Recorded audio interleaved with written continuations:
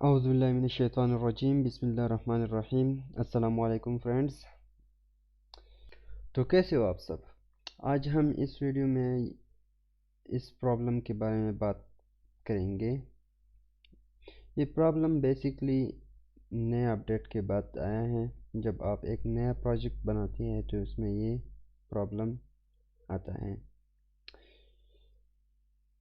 तो इसके मैं आप लोगों को दो सॉल्यूशन बताऊंगा। आई होप ये वीडियो आप लोगों के लिए इंफॉर्मेटिव होगी। तो चलो चलते हैं सॉल्यूशंस की तरफ।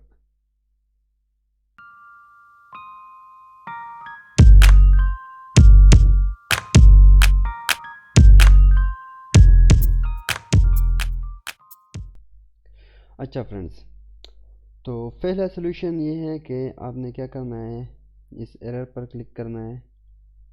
इसके बाद आपने कंट्रोल डॉट दबाना है। यहाँ पर इग्नोर प्रीफर कांस्टेंट कंस्ट्रक्टर इस लाइन पर क्लिक करना है। तो ये एरर जो है एक लाइन के लिए इग्नोर हो जाएगा। अच्छा, अगर आपको सारे एप्लीकेशन से ये एरर हटाना है तो इसके लिए दूसरा सॉल्यूशन मैं लेके आया हूँ। वो है कि आपने एनालिसिस ऑप्शन यहाँ पर आना है। यहाँ पर इस नए वर्जन में ये एक